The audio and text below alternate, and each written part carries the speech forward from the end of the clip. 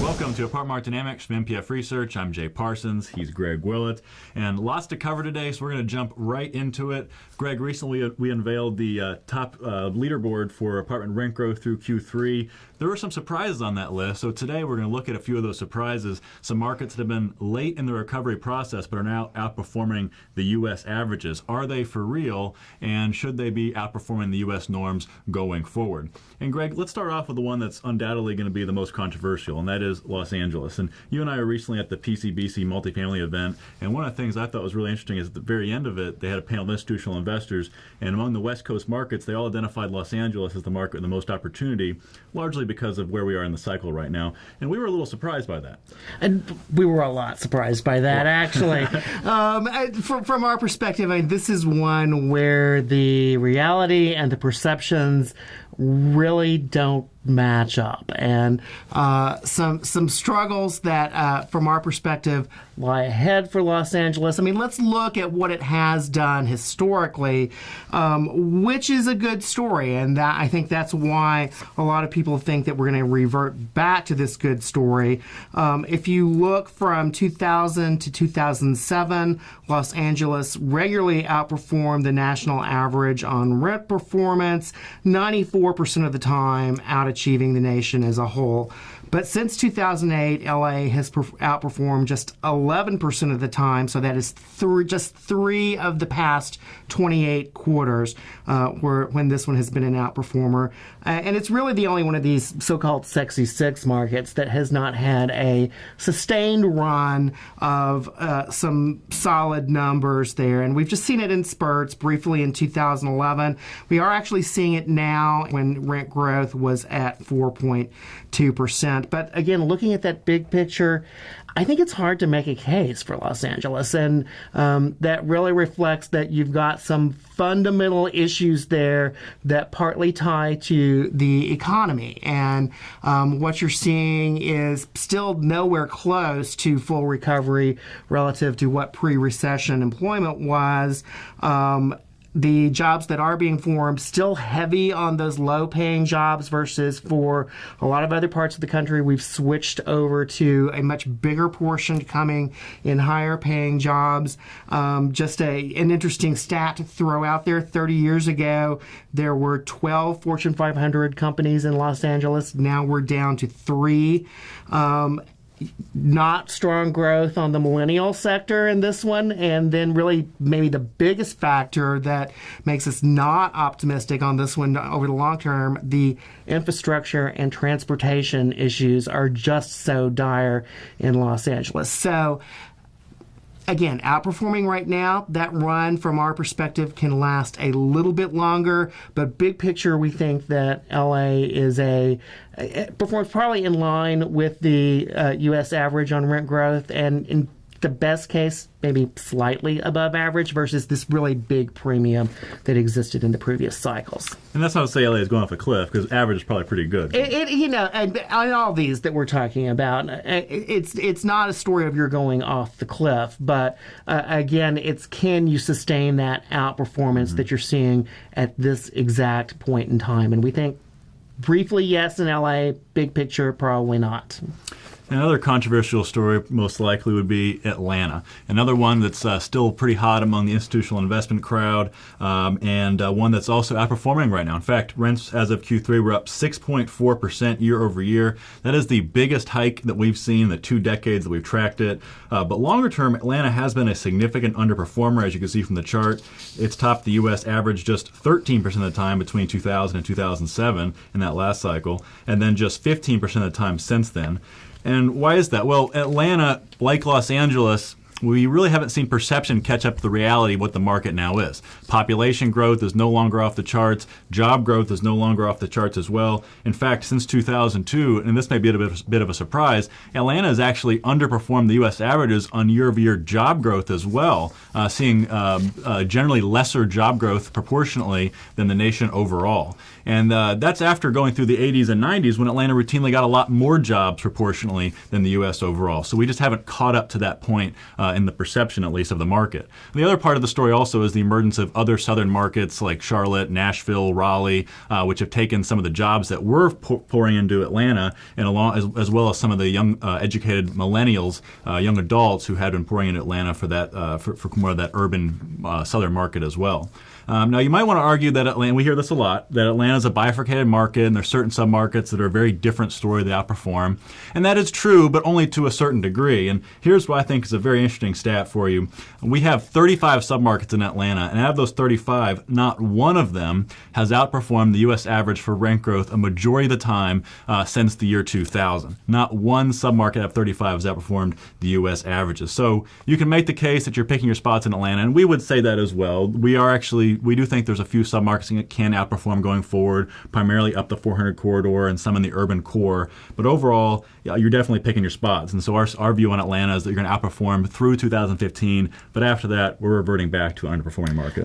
These first two are interesting, and we ask ourselves this question all the time: how long does a market not do what it historically has done before your perception of what that market is actually starts to change? And I think that LA and Atlanta are the two where you really have to ask that question. Are these fundamentally different markets right now? So switching from those two, let's go back to the West Coast and look at the Inland Empire, the Riverside, San Bernardino area. And right now, this one has moved up to 4.4% rent growth year over year. That is an 8-year high. And that also was the second time in the past 8 years that Riverside has outperformed the U.S. average. And this is interesting because it really is, to some degree, getting back to what was the historical norm, where this was an outperformer. If you look from 2000 to 2007, the Riverside area outperformed the U.S. as a whole 75% of the time. So are we truly getting back there? Honestly, I think the answer that occurs to most people immediately is probably no, that this is a blip period for this one right now. Some challenges. The employment picture has not completely recovered yet. You've got this huge block of shadow market rental single-family homes in this marketplace, and really those homes match up with the demographics, which are pretty heavy on family households rather than singles living alone. On the flip side, though, you can say that the occupancy rate is tight, and there is limited construction on both single-family side and on the multifamily side. So that is going to give it a little bit of running room, and we do think that this one can outperform briefly. But again, I think the long-term story there is probably a number closer to the U.S. average than an outperformance.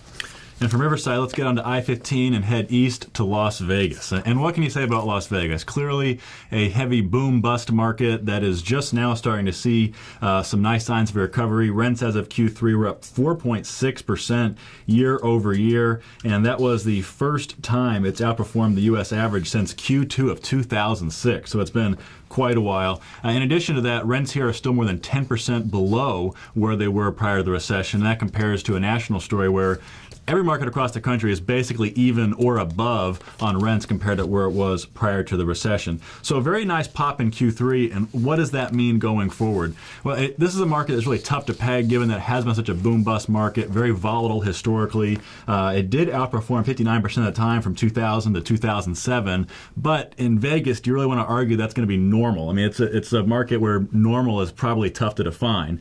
And so going forward, this is one we probably think, like Riverside, can outperform in the short term. You do have some positive tailwinds in the short term where you have job growth that's picked up. The gaming industry and tourism industry is now at all-time highs in terms of visitors, so that's been a positive. It's led to some hiring in the leisure hospitality sector. Demographics look pretty good here in some parts of the market, but you're also getting a lot of big rent growth right now in some of these low occupancy, high vacancy submarkets. And in those spots, you have some longer term structural problems, and we think eventually those are going to catch up and knock the rent growth numbers down in those spots. And so for the market overall, we think eventually this one reverts back to an underperformer and certainly could be very volatile going forward. All right, from Las Vegas, let's go to Phoenix, and there are some real similarities in the story between these two markets. Apartment rents in Phoenix are up 3.9% on an annual basis. That is a couple of ticks above the U.S. average. Historically, Phoenix has actually been an underperformer relative to the U.S. as a whole. From 2000 to 2007, it outperformed the U.S. norm just 25% of the time, and pretty much all of that time when it was an outperformer, it was during that housing bubble period. So we're not really going to see that sort of outperformance again.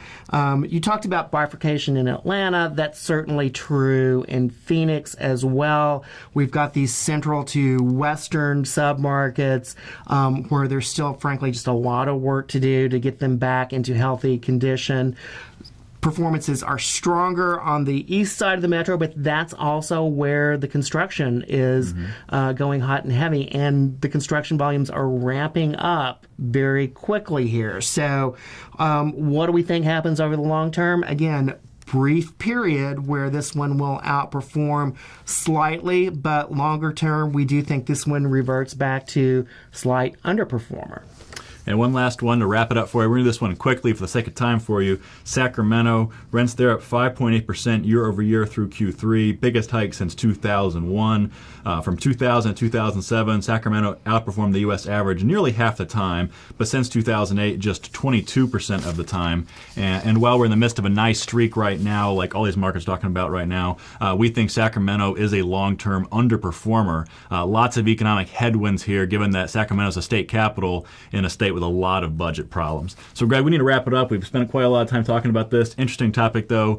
But for Greg Willett and for MPF Research, I'm Jay Parsons. Thank you for watching Apartment Market Dynamics.